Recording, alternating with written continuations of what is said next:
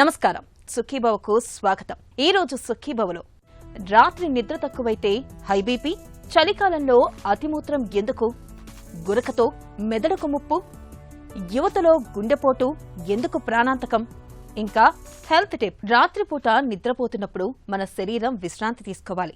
కానీ నిద్రే సరిగ్గా లేకపోతే మన శరీరం ఎప్పుడూ ఒత్తిడికి గురవుతుంది. ఇదే కొనసాగితే అది క్రమంగా హై బీపీని తెచ్చిపెడుతుంది. సాధారణంగా రాత్రిపూట రక్తపోటు కాస్త తగ్గుముఖం పడుతూ ఉంటుంది. కానీ నిద్రలేమి సమస్యగా మారినప్పుడు రాత్రిళ్లు తగ్గాల్సిన రక్తపోటు ఇంకా పెరుగుతుంది. మంచి విషయం ఏంటంటే నిద్రను సరిచేస్తే బీపీని కూడా అదుపులోకి తెచ్చుకోవచ్చంటారు డాక్టర్లు. రాత్రిపూట నిద్రలో ఇబ్బందులు హై బీపీకి ఎలా కారణమవుతాయో ఇప్పుడు తెలుసుకుందాం.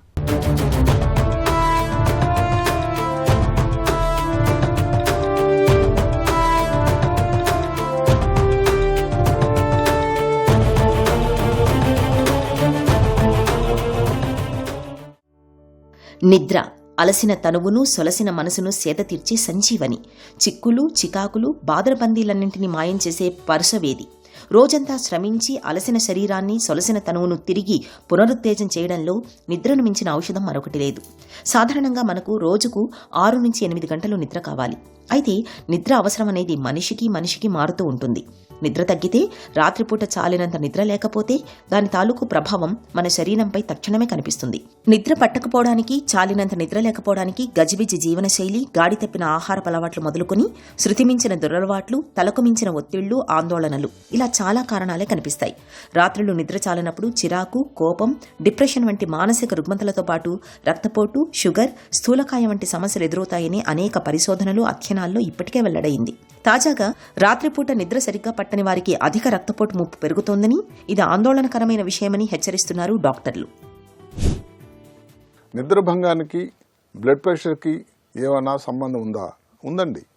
ఈ మధ్యకాలంలో journal of association of heart association of America అని, లేకపోతే ఇంకా ఇండియా నుంచి ఒక జర్నల్ నుంచో కానీ నిద్ర భంగం అవుతున్నప్పుడు వచ్చేటువంటి ఇబ్బందుల వల్ల వినడానికి చాలా కొత్తగా ఉంటుంది. ఇది బ్లడ్ ప్రెషర్ రైజ్ అవడం జరుగుతూ ఉంటుందట. అంటే మీరు వినండి, ఇప్పుడు ఏ కారణం వల్ల కానీ నిద్రలో మధ్యలో సడన్గా లేచారనుకోండి, ఈ రోజు కానీ రాత్రి నిద్ర మీకు సరిగ్గా లేకపోతే తెల్లవారు వచ్చేసరికి బ్లడ్ ప్రెషర్ పెరిగిపోతుందట. అంత వస్తుందా అని అంటే అవును. ఇదే కానీ ముందు ఆల్రెడీ ఎవరికైతే బ్లడ్ ప్రెషర్ కానీ ఉండే వాళ్ళలో ఈ ప్రాబ్లం ఎక్కువ అవుతూ ఉంటుంది. ఈ రాత్రి దీనిలో వచ్చే దానిలో నిజానికి ఏమిటంటే రాత్రి సమయంలో డిప్ అండ్ తక్కువ ఉంటుంది బ్లడ్ ప్రెషర్, 10 నుంచి 20%. అది నిద్ర బాగా పూర్తిగా దీర్ఘ నిద్రలో ఉండేటప్పుడు అయితే చక్కగా గాఢ నిద్రలో నెమ్మదిగా ఎప్పుడైతే మనిషి మేల్కొంటాడో ఆ సమయం కల్లా మళ్ళీ బ్లడ్ ప్రెషర్ పికప్ జరగడం జరుగుతూ ఉంటుంది. ఇక్కడ ప్రాబ్లం ఏంటి? 2 రకాల వ్యవహారాలు ఉంటుంది. ఒకటి నాన్ డిప్పర్స్ అని, అంటే ఏమిటంటే ఇది నార్మల్ వ్యవహారం ఏదైతే 10 నుంచి 20% తగ్గాల్సిందన్నది లేకుండా ఉండే వాళ్ళలో కూడా ఇబ్బంది. ఈ నాన్ డిప్పర్స్ అంటే ఈ 10% లేకుండా ఉండేవాళ్ళు, వాళ్ళలో ఈ హార్ట్ మీద కానీ, గుండె మీద కానీ, దాంతో లేకపోతే కిడ్నీ మీద కానీ, బ్రెయిన్ మీద కూడా ప్రమాదం వచ్చే అవకాశం ఉంది. రివర్స్ డిప్పర్స్ అని అంటారు. వాళ్ళ తగ్గసరిగా రివర్స్లో ఇంకెక్కువ అవుతుంది, అది ఇంకా ప్రమాదం. మనందరికీ రాత్రిపూట 7 నుంచి 8 గంటల నిద్ర అవసరం. అంతకు తక్కువైతే మన శరీరంలో రక్తంలో కార్టిసాల్, అడ్రిసలిన్ వంటి స్ట్రెస్ హార్మోన్లు పెరుగుతాయి. ఇవి మన రక్తనాళాలని సంకోచింపచేస్తాయి. దీంతో రక్తనాళాల గోడల్లో ఒత్తిడి పెరుగుతుంది. ఈ పరిణామం అధిక రక్తపోటుకు దారితీస్తుంది. సాధారణంగా రాత్రిపూట బీపీ అనేది 10 నుంచి 20% తగ్గుతుంటుంది. దీన్నే నైట్ డిప్పింగ్ అంటారు. రాత్రిపూట నిద్ర చాలక ఇబ్బందులు పడుతున్నప్పుడు, నిద్రలేమితో సతమతం అవుతున్నప్పుడు రక్తపోటులో తగ్గుదల కనిపించదు. రోజంతా బీపీ అనేది ఎక్కువగానే ఉంటుంది. అంతేకాదు, నిద్రలేమి, తగినంత నిద్ర లేకపోవడం వల్ల మన శరీరంలో సింపథెటిక్ నర్వస్ సిస్టమ్ అనేది ఎక్కువగా పనిచేయడం మొదలవుతుంది. దీంతో మన గుండె స్పందించే వేగం పెరుగుతుంది. ఇది చివరికి రక్తపోటు పెరుగుదలకు దారితీస్తుంది. నిద్ర ఎక్కువైతే షుగర్ అదుపు తప్పుతుంది, ఆకలి పెరుగుతుంది, బరువు పెరుగుతారు. ఇవన్నీ హై బీపీకి దారితీస్తాయి. రోజుకు 5 నుంచి 6 గంటల కన్నా తక్కువ నిద్రపోయే వారికి హై బీపీ ముప్పు సుమారు 20 నుంచి 40% పెరుగుతుందని చెబుతారు డాక్టర్లు. బ్రెయిన్లో ఈ బ్లడ్ ప్రెషర్ ఎక్కువ రావడం వల్ల వచ్చేది అందరికీ తెలిసినవే. స్ట్రోక్ కానీ, జ్ఞాపశక్తిలో తక్కువ అవడం కానీ, ఇలాంటి ఇబ్బందులు. దీనికి బ్లడ్ ప్రెషర్ కోసం మందులు ఇచ్చేటప్పుడు ఏ సమయంలో బ్లడ్ ప్రెషర్ పెరుగుతుంది అన్నది 24 గంటల బీపీ రికార్డింగ్ ఉంటేనే మనకు బాగా కరెక్ట్ తెలుస్తుంది.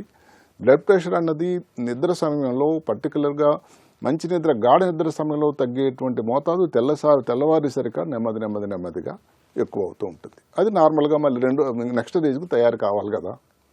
ఇప్పుడు నిద్ర విషయంకి వస్తే మామూలుగానే అసలు బ్లడ్ ప్రెషర్ అనేది భారతదేశంలో పెద్ద సంక్లిష్ట పరిస్థితి, సంక్షోభం అయిపోయిందంటే నమ్మండి. ప్రతి 3 భారతీయులలో ఒకరికి బ్లడ్ ప్రెషర్ ఉంది. అంటే ఏమిటి? దగ్గర 30%. 140 కోట్లలో ఎంతమంది ఉంది ఊహించండి. దీనివల్ల మిలియన్ల కొద్ది మరణాలు జరుగుతున్నాయి, స్ట్రోక్ వల్ల కానీ గుండెపోటు వల్ల కానీ. 12% మందే, మళ్ళీ చెప్తున్నా, 12% మందే రక్తపోటు కరెక్ట్గా కంట్రోల్లో ఉంది, బీపీ. 40% మందికి అసలు బీపీ ఉన్నట్టే తెలియదండి. అంటే ఇంత ఈ ఎడ్యుకేషన్ పెరిగి, అంటే అవగాహన రాహిత్యం వల్ల ఇంత ఇబ్బంది మనం లోపల పాటవుతున్నాం. దానికి తోడు పులి మీద బుట్టలాగా నిద్ర గురించి మీరు ఆలోచించండి. నిద్ర ప్రపంచంలోనే తక్కువగా నిద్రపోతున్న దేశం భారతదేశం, జపాన్ తర్వాత. ఏ కారణం వల్ల తెలియదు కానీ ఇంగ్లాండ్, అమెరికాలో కాదు ఈ ప్రాబ్లం. జపాను, భారతదేశం, సింగపూరు, ఇండోనేషియా, ఈ దేశాల్లోనే ఈ ప్రాబ్లం ఎక్కువ. అంటే ఏషియన్ దేశాల్లోనే కారణాలు వెతకాల్సి ఉంటుంది. స్లీప్ అంటే ఏమిటి? మళ్ళీ తక్కువ గంటలు నిద్రపోవడం. మామూలుగా భగవంతుడు మానవుడిగా ఆపాదించింది ఏమిటంటే 6 నుంచి 7 గంటలు నిద్రపోవాలి అబ్బాయి అని. నిద్ర తక్కువైనా క్వాలిటీ ఆఫ్ ద స్లీప్, లేవడం, మధ్యలో ఏదో ఫోన్ వచ్చింది మళ్ళీ మాట్లాడడం, దానివల్ల కూడా తన బ్లడ్ ప్రెషర్ పెరగడానికి. మూడోది అబ్స్ట్రక్టివ్ స్లీప్ యాప్నియా అనుకుంటుంది. రూపకాయం ఉంటుంది, రాత్రి నిద్ర అసలు సరిగ్గా పట్టదు, మధ్యలో వేది ధ్వని టోకుర్లు, ఇవన్నీ అయిన తర్వాత మళ్ళీ లేచేసరికి తెల్లారి నుంచి నిద్రలో పగటి పుట్ట టైంలో ఎక్కువ నిద్ర. దీనిని అబ్స్ట్రక్టివ్ స్లీప్ యాప్నియా అంటారు. ఈ 3 విధానాలలో కూడా నిద్ర ఎక్కువ అనిపిస్తూ ఉంటుంది. ఎవరన్నా రాత్రి పడుకుంటారు, పడుకొని ఎక్కువగా డిన్నర్ చేస్తారు, ఏదైనా సాల్టీ ఫుడ్ ఉందనుకోండి, వ్యాయామం శరీరానికి లేదు, నిద్ర ఇబ్బంది వస్తూ ఉంటుంది. రాత్రిపూట తగినంత నిద్ర లేకపోవడం, నిద్రచాలకు ఇబ్బంది పడేవారికి రక్తపోటు పెరిగే అవకాశం ఎక్కువగా ఉంటుంది. ఇప్పటికే బీపీ బార్డర్ లైన్లో ఉన్నవారికి, రాత్రిపూట షిఫ్టుల్లో పనిచేసేవారికి, గురక, స్లీప్ యాప్నియా సమస్యలతో బాధపడేవారికి హై బీపీ ముప్పు బాగా ఎక్కువగా ఉంటుంది. ఇక నిద్రలేమితో పాటు చాలా కాలంగా మానసిక ఒత్తిడికి గురవుతున్న వారికి కూడా రక్తపోటు పెరిగే అవకాశాలు ఎక్కువగా ఉంటాయి. రాత్రిపూట ఆలస్యంగా భోజనం చేసేవారికి, నిద్ర కోసం మద్యం తీసుకునేవారికి, పక్క మీద పొద్దుపోయే వరకు స్మార్ట్ ఫోన్ల మీద గడిపేవారికి సైతం హై బీపీ ముప్పు ఎక్కువగా ఉంటుందని పలు అధ్యయనాలు హెచ్చరిస్తున్నాయి. ముఖ్యంగా ఉదయం లేవగానే బీపీ ఎక్కువగా ఉంటున్నప్పుడు, గురకతో పాటు పగలంతా నిద్రమత్తుగా ఉంటున్నప్పుడు ఆలస్యం చేయకుండా తగిన వైద్య సాయం తీసుకోవాలని చెబుతున్నారు డాక్టర్లు. ఈ నిద్ర పాలుగా భంగం వల్ల ఇంకేమిటి కారణాలంటే, ఇప్పుడు నిద్ర తక్కువైంది, మనిషి అలసిపోయినట్టుంటాడు. సరేలే ఏదో ఈ రోజుకు ఒకసారి ఆ జంక్ ఫుడ్ తినేద్దాం, కొంచెం రుచికరంగా ఉంది, పక్కన ఏదో ఒక ఫుడ్ జాయింట్లో అని. దానివల్ల ఇంకా ఫర్దర్గా మళ్ళీ తినాలనిపిస్తుంది. దానివల్ల మళ్ళీ ఎక్సర్సైజ్ కూడా తగ్గిపోతుంది, మళ్ళీ బ్లడ్ ప్రెషర్ పెరుగుతుంది. నిద్ర అదే కాకుండా తక్కువ అవడం వల్ల ఏముంటుంది, చికాకు ఉండి అలసట అయిపోయింది. ఏమిటంటే ఇంకా మళ్ళీ దాన్ని పట్టించుకోకుండా అసలు నిద్రపోకుండా ఇంకా ఊపకాయం వచ్చి అదొక విషవాయంలో కొట్టుకుపోతారు. నిద్ర తక్కువ అవుతూ ఉంటుంది, ఊపకాయం పెరుగుతూ ఉంటుంది, ఇంకా బ్లడ్ ప్రెషర్ తగ్గదు. నిద్ర కోసం ఏదైతే ఉందో మిగతా అన్నిటిలాగే స్లీప్ రికార్డింగ్, స్లీప్ సైంటిస్టులు ఈ మధ్యకాలంలో వచ్చారు. వాళ్ళని కలిసి మీకున్న ఇబ్బందులను దాన్ని అనలైజ్ చేసి దానికి సరైనటువంటి వైద్యం చేస్తే తప్ప నిద్ర భంగం వలన కూడా మామూలుగా ఏదో ఒక్క లైఫ్ స్టైల్ డిజీజ్, డయాబెటీస్ వచ్చింది, ఊపకాయం వచ్చింది, ఫ్యామిలీ హిస్టరీ, లేకపోతే ఎక్సర్సైజ్ లేదనే దానికి కాకుండా నిద్ర తక్కువ, దేనికి వ్యాయామం లేకుండా ఏమాత్రం ఖర్చు లేనిది, అందరూ నిద్రపోవాల్సింది. ఆ నిద్ర తక్కువ అయిపోవడం వల్ల భారతదేశం వచ్చేటువంటి ఇబ్బందులు ఒక కారణం, ముఖ్య కారణం ఏదైతే ఉందో భారతదేశంలో ఇంతమందికి బ్లడ్ ప్రెషర్ ఉండడానికి కారణం ఈ నిద్ర భంగం కూడా అనిపిస్తూ ఉంది. అది కూడా ముఖ్యంగా అన్నది రాత్రి వేళలో నిద్ర డిస్టర్బెన్స్ అవడం వల్ల వచ్చేటువంటి ఈ భంగం. అందువలన రాత్రి వేళలో నిద్ర ఏమాత్రం 6 గంటలు కనీసం పడుకున్నా కూడా ఏమాత్రం మధ్యలో డిస్టర్బెన్స్ లేకుండా మీ దగ్గర ఉండేటువంటి సాధనాలు కానీ, ఇది ఎలక్ట్రానిక్ పరికరాలు అవన్నీ ఆమడ దూరంలో పెట్టుకోండి. ఒక చక్కగా బ్లూ లైట్ ఏమాత్రం కూడా డిస్టర్బెన్స్ లేకుండా ఉండండి. నిద్రపోయినప్పుడు కొంచెం కూలింగ్ ప్లేస్లో ఉండండి, ఏమాత్రం డిస్టర్బెన్స్ లేని ప్రదేశం ఉండండి, హాయిగా నిద్రపోండి. రాత్రిపూట నిద్ర చాలకపోవడం, నిద్ర ఏమాత్రం పట్టకపోవడం, ఈ లక్షణాలు వారంలో 4-5 రోజులు కొనసాగుతున్నప్పుడు ఆలస్యం చేయకుండా డాక్టర్ని సంప్రదించాలి. తగిన పరీక్షలు చేయించుకోవాలి. చక్కటి నిద్ర పద్ధతులు పాటించి అవి ఫలితం ఇవ్వకపోతేనే హై బీపీ చికిత్స వైపు వెళ్ళాలి. ఇక కంటి నిండా కమ్మగా నిద్ర పట్టేందుకు జీవన శైలి, అలవాట్ల విషయంలో కొన్ని ప్రత్యేక జాగ్రత్తలు తీసుకోవాలి. రోజు ఒకే సమయానికి పడుకోవాలి. పడక మీదకి చేరడానికి ముందు స్నానం చేయడం, పుస్తకం చదవటం, సంగీతం వినటం వంటివి చేస్తే శరీరం త్వరగా నిద్రకు సన్నద్ధమవుతుంది. కడుపు నిండుగా తిన్నప్పుడు, ఆకలిగా ఉన్నప్పుడు వెంటనే నిద్రకు ఉపక్రమించకూడదు. రాత్రిపూట నిద్రపోవడానికి ముందుగా కాఫీ, టీలు, పొగ, మద్యం వంటి వాటికి దూరంగా ఉండాలి. పడక గది చల్లగా ప్రశాంత ప్రశాంతంగా ఉండేలా చూసుకోవాలి. ఎక్కువ వెలుగునిచ్చే లైట్లు ఆర్పేయాలి. రోజు క్రమం తప్పకుండా వ్యాయామం చేస్తే త్వరగా నిద్ర పట్టడానికే కాదు, గాఢ నిద్రకు దోహదం చేస్తుంది. ఇలా అన్ని రకాలుగా తగిన జాగ్రత్తలు తీసుకుంటే నిద్ర రాకపోవడం అనే సమస్య ఉండదు. చలికాలంలో జలుబు దగ్గు మాత్రమే కాదు, మగవారిలో ప్రోస్టేట్ తాలూకు మూత్రగండాలు కూడా పెరుగుతూ ఉంటాయి. ప్రత్యేకించి 40 ఏళ్లు దాటిన వారిలో రాత్రిపూట తరచూ మూత్రానికి లేవడం, మూత్రం పూర్తిగా రాలేదన్న భావన, మూత్ర విసర్జనకు ఎక్కువ సమయం పట్టడం వంటి ఇబ్బందులు కనిపిస్తూ ఉంటాయి. అసలు చలికాలంలో ప్రోస్టేట్ సమస్యలు ఎందుకు పెరుగుతాయి? వీటికి పరిష్కారాలేంటి? ఆసక్తికరమైన ఈ విషయాల గురించి ఇప్పుడు తెలుసుకుందాం.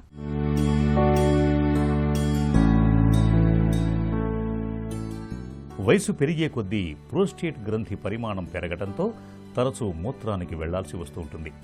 చలికాలంలో ఈ బాధలు మరింత ఎక్కువగా ఉంటాయి. రాత్రిపూట 2-3 సార్లు, కొందరైతే 5-6 సార్లు మూత్రానికి లేవవలసి వస్తుంది. దాంతో నిద్రకు బాగా ఆటంకం కలుగుతుంది. ఈ నేపథ్యంలో శీతాకాలంలో కొన్ని ప్రత్యేక జాగ్రత్తలు తీసుకోవటం ద్వారా అతిమూత్రం బాధల్ని తగ్గించుకోవచ్చు. ముఖ్యంగా రాత్రిపూట నీళ్లను సాధ్యమైనంత తక్కువగా తాగాలి. సాయంత్రం 4-5 గంటల నుంచే నీళ్లను తాగటాన్ని బాగా తగ్గించుకోవాలి. రాత్రి భోజనం సమయంలోనూ వీలైనంత తక్కువగా నీళ్లను తాగటం మంచిది. ఆహారంలో ద్రవాహారాల్ని తక్కువగా తీసుకోవాలి. చల్లటి పదార్థాలని, పాలు, పెరుగు వంటి వాటిని తీసుకోకపోవటమే మంచిది. ఒంట్లో నీటి శాతాన్ని తగ్గించే డైయూరెటిక్ మందులు వాడుతున్నట్లయితే వాటిని నిత్యం తప్పనిసరిగా వేసుకుంటూ ఉండాలి. వాతావరణం చల్లగా ఉన్నా, ఏసీ వేసుకున్నా మూత్రం ఎక్కువగా వచ్చే అవకాశం ఉంటుంది. కాబట్టి పడుకునే గదిలో కాస్తంత వెచ్చదనం ఉండేలా చూసుకోవాలి. ఈ జాగ్రత్తలు చలికాలంలో ప్రోస్టేట్ బాధల నుంచి మంచి ఉపశమనాన్ని కలిగిస్తాయి. రాత్రిపూట నిద్రలో వచ్చే గురకను మనలో చాలా మంది పెద్దగా పట్టించుకోరు. ఇంట్లో వాళ్ళకి ఇబ్బంది తప్పితే దీంతో పెద్దగా ప్రమాదమేమీ లేదని అనుకుంటారు. నిజానికి గురకను మన ఆరోగ్యానికి ఒక మౌన హెచ్చరికగా భావించాలి. ముఖ్యంగా గురక అంటే కేవలం శబ్దం మాత్రమే కాదని, అది మన మెదడు మనకు ఇచ్చే హెచ్చరిక సంకేతంగా గుర్తుంచుకోవాలి. గురకతో పాటు నిద్రలో శ్వాస కష్టాల్ని తెచ్చిపెట్టి స్లీప్ యాప్నియాతో కూడా బాధపడుతున్నప్పుడు మెదడుకు తగినంత ఆక్సిజన్ అందని పరిస్థితి ఏర్పడుతుంది. ఇది క్రమంగా మెదడు పనితీరును దెబ్బతీస్తుందని చెబుతారు డాక్టర్లు. ఆసక్తికరమైన ఈ విషయం గురించి పూర్తి వివరాల్ని ఇప్పుడు తెలుసుకుందాం. ఈ స్నోరింగ్ వల్ల బ్రెయిన్కు ఏ విధంగా ఎఫెక్ట్ పడుతుందంటే, ఈ స్నోరింగ్ అంటే అందరికీ కాదు, నేను చెప్పిన 20% ఆఫ్ పీపుల్కి ఏమవుతుందంటే, ఈ స్నోరింగ్ చేసేది వల్ల మధ్య మధ్యలో వాళ్ళకు స్లీప్ డిస్టర్బెన్స్ కావడం అనేది చాలా జరుగుతుంటుంది. అంటే వాళ్ళకు 7 అవర్స్ నిద్రపోతే దాంట్లో వాళ్ళు ఫ్రూట్ఫుల్గా ఓన్లీ 4 అవర్సే వాళ్ళకు తగిన స్లీప్, బ్రెయిన్కి స్లీప్ ఉంటుంది. అంతేకాకుండా ఈ స్నోరింగ్ ఎక్కువ ఉండే వాళ్ళకు ఏమవుతుందంటే ఆక్సిజన్ బ్రెయిన్కు అందక కొన్ని రోజులకు, అంటే వాళ్ళకు ఈ బ్రెయిన్ అనేది అంటే 1 రోజు 2 రోజులు 3 రోజులకి ఏం కాదు, కానీ అట్లా కొన్ని నెలల తరబడి ఆ విధంగా ఉండేదానివల్ల, లేదా సంవత్సరాల తరబడి ఆ స్నోరింగ్ ఉండేదానివల్ల బ్రెయిన్ పైన ప్రభావం చూపేదానికి అవకాశం ఉంటుంది. ముఖ్యంగా ఏమిటంటే ఈ బ్రెయిన్లో వాళ్ళకు తొందరగా ఈ పక్షవాతం రావడము, తర్వాత హెడేక్స్ రావడము, తర్వాత రాను వాళ్ళకు మతిమరుపు రావడము, తర్వాత యాంగ్జైటీకి గురి కావడము, స్ట్రెస్ రావడము, తర్వాత ఈ డీజనరేషన్స్ అంటే డిమెన్షియా రావడము, మతిమరుపు, ఈ విధంగా వచ్చేదానికి అవకాశాలు ఎక్కువ ఉంటాయి. కాబట్టి డాక్టర్ని సంప్రదించి తగిన ట్రీట్మెంట్ తీసుకోవడం అనేది చాలా ఇంపార్టెంట్. యువతలో గుండెపోటు ఇది నిన్నటిదాకా అరుదైన విషయం. కానీ ఈ రోజు మన చుట్టూరు కనిపిస్తున్న నిజం. నేటి ఆధునిక జీవన శైలిలో గుండెపోటు వయసు తగ్గిపోతుంది. 25 ఏళ్ల వయసు వారిలోనూ హఠాత్తుగా హార్ట్అటాక్ విరుచుకుపడుతుంది. నైట్ షిఫ్ట్లు, ఒత్తిడి, నిద్రలేమి, జంక్ ఫుడ్ ఇవన్నీ జతకలిసి యువగుండెల్ని పెను ప్రమాదంలోకి నెట్టిస్తున్నాయి. ఈ నేపథ్యంలో యువగుండెల్ని కాపాడుకునేందుకు ఏం చేయాలో డాక్టర్ని అడిగి ఇప్పుడు తెలుసుకుందాం.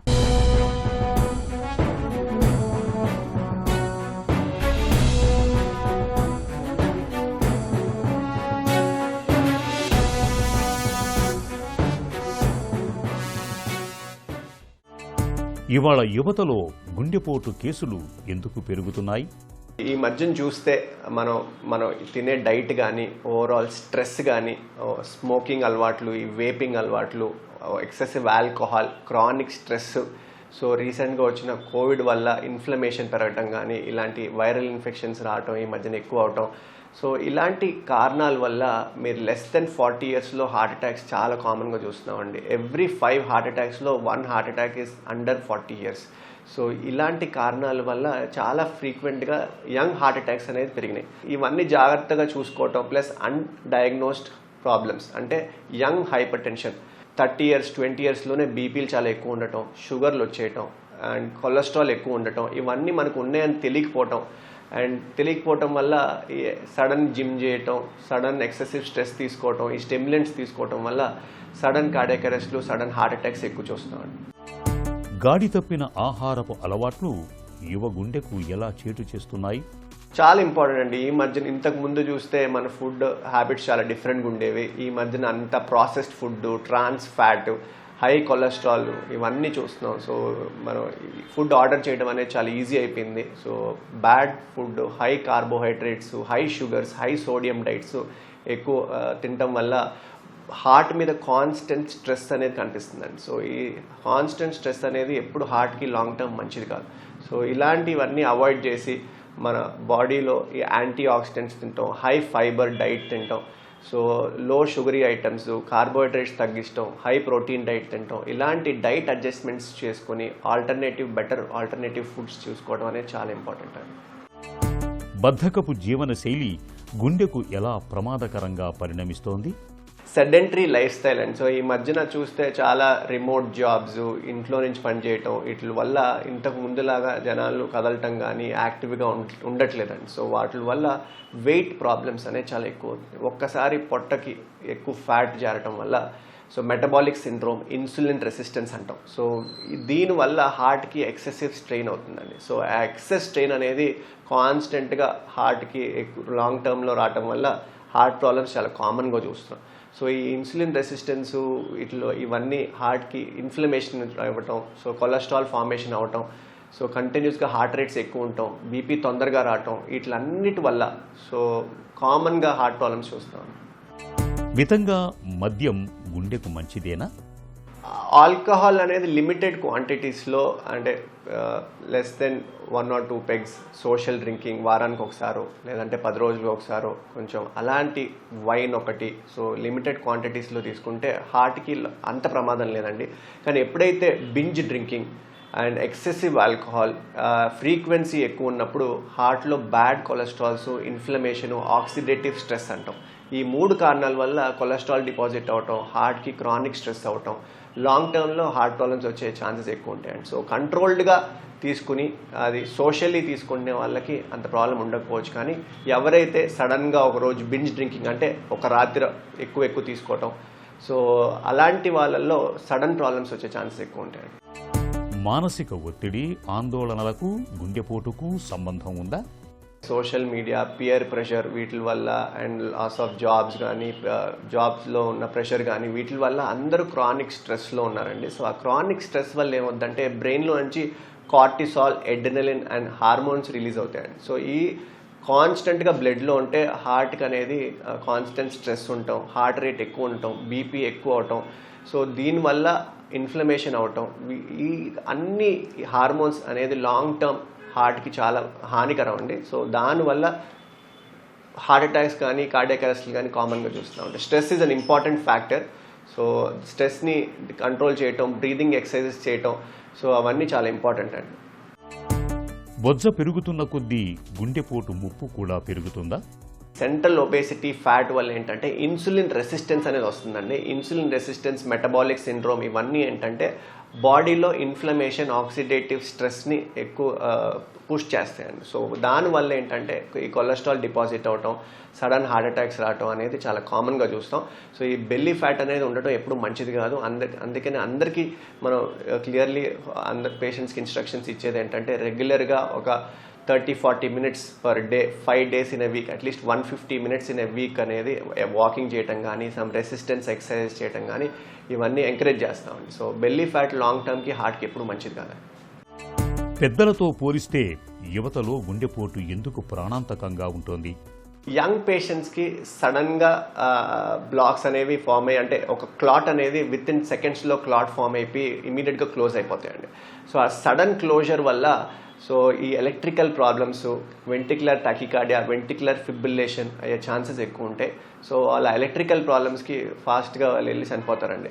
అదే ఈ ఓల్డర్ పేషెంట్స్ ఏంటంటే ఈ కొలెస్ట్రాల్ అనేది నెమ్మదిగా చేరి స్లోగా బ్లాక్స్ ఫామ్ అయ్యి హార్ట్కి ఎంతో కొంత స్ట్రెస్ లెవెల్స్ టాలరేట్ చేసే శక్తి ఉంటుందండి. ఎవరికైతే యంగ్ పేషెంట్స్ ఉంటారో sudden closures, sudden attacks and sudden electrical problems కామన్గా చూస్తామండి. సో వాళ్ళల్లోనే కార్డియాక్ అరెస్ట్ అయ్యే ఛాన్సెస్ ఎక్కువ ఉంటాయి. సో ఓల్డర్ పేషెంట్స్కి కొంచెం ప్రీ కండిషనింగ్ అంటాం. సో వాళ్ళల్లో కొంచెం ఈ సడన్గా అయ్యే ప్రమాదం కొంచెం తక్కువ ఉంటుంది. సో ఈ ఓల్డర్ పేషెంట్స్లో ఈ కొల్లెటరల్ సిస్టమ్ అంటామండి, ఇస్కిమిక్ ప్రీ కండిషనింగ్ అంటాం. సో స్లోగా డెవలప్ అయ్యే బ్లాక్స్ అలా వాళ్ళల్లో ఏంటంటే కొంచెం ప్రొటెక్షన్ ఇస్తుందండి. సో ఈ కొల్లెటరల్ సిస్టమ్ అనేది యంగ్ పేషెంట్స్లో అంత డెవలప్ అయి ఉండదు. సో ఎలక్ట్రికల్ ప్రాబ్లమ్స్ చాలా కామన్గా నోటీస్ చేస్తాం. సో ఎక్కువ టైం ఉండకపోవచ్చు, సడన్ కొలాప్స్ అయ్యే ఛాన్సెస్ ఎక్కువ ఉంటాయి. గుండెను ఆరోగ్యంగా ఉంచుకునేదెలా? తరచూ ఎలాంటి పరీక్షలు అవసరం? గుండెని హెల్తీగా ఉంచుకోవడానికి కొన్ని సూచనలు ఉంటాయండి. బేసిక్ మనం తినే ఫుడ్ చాలా ఇంపార్టెంట్. సో మనం ఇప్పుడు చూస్తుంటే ఈ కాలంలో చాలా trans fat, carbohydrates, processed food, so ఇలాంటి చాలా ప్రాబ్లమ్స్ వల్ల మనకి హై సోడియం డైట్, వీటి వల్ల కొలెస్ట్రాల్ ఫార్మేషన్ అవటం, హార్ట్కి క్రానిక్ స్ట్రెస్లో వెళ్ళటం, ఇన్ఫ్లమేషన్ అవటం, వీటి వల్ల చాలా ప్రాబ్లమ్స్ వస్తున్నాయండి. ఇంకొక మెయిన్ థింగ్ ఏంటంటే మన జెనెటిక్స్, మన ఫ్యామిలీలో ఎలాంటి రకాల జబ్బులు ఉన్నాయి అనేది చూసుకోవడం చాలా ఇంపార్టెంట్. సో అలాంటి జబ్బులు ఉన్నప్పుడు మనం వెళ్ళి అలాంటి జబ్బులు మనకు వచ్చినాయా అనేది basic test, ECG, echo, treadmill test, ఇలాంటి టెస్టులు అందరు చేయించుకోవాలండి యాన్యువల్ హెల్త్ చెకప్లో. అండ్ ఎక్సర్సైజ్ అండి. So sedentary life style is one of the common cause. అంటే బాగా వెయిట్ పెరగటం, గురక రావటం, ఇవన్నీ క్రానిక్ స్ట్రెస్ అండ్ సరిగ్గా నిద్రపోవటం. సో ఈ నిద్రపోవడం వల్ల కార్టిసాల్, ఎడ్రినలిన్ అనే హార్మోన్స్ పెరగటం, హార్ట్ అనేది ఎప్పుడు రెస్ట్లో ఉండకపోవటం, ఈ క్రానిక్ ప్రాబ్లమ్స్ వల్ల హార్ట్ అనేది ఎప్పుడు స్ట్రెస్లో ఉండటం, ఇన్ఫ్లమేషన్ అవటం, కొలెస్ట్రాల్ అనేది బిల్డప్ అయ్యి సడన్ హార్ట్ అటాక్స్ వస్తాయండి. సో ఇలాంటి కారణాలు అన్నీ మనం ఐడెంటిఫై చేసుకోవాలంటే మనం చెప్పినట్టు బేసిక్ టెస్టులు చేసుకుంటే మనకు సడన్ సర్ప్రైజెస్ ఉండవండి. గుండెపోటు వయసు చూడదు, కానీ మన జాగ్రత్తల్ని చూస్తుంది. శారీరకంగా ఫిట్గా ఉంటేనే సరిపోదు, మన గుండెను కూడా ఫిట్గా ఉంచుకోవాలి. మంచి ఆహారపు అలవాట్లు, నిత్యం వ్యాయామం, తరచూ పరీక్షలు యువ గుండెను ఆరోగ్యంగా ఉంచే తారక మంత్రాలివే. ఇక ఈ రోజు కార్యక్రమాన్ని ముగించే ముందు ఒక చిన్న చిట్కా మీకోసం. నిద్రలేమితో బాధపడుతున్నప్పుడు రాత్రి పడుకోబోయే ముందు గోరువెచ్చటి పాలల్లోకి కొద్దిగా జాజికాయ చూర్ణం కానీ లేదా బాదం పప్పుల్ని కానీ కలుపుకొని తాగడాన్ని అలవాటు చేసుకోండి. చక్కగా నిద్రపడుతుంది.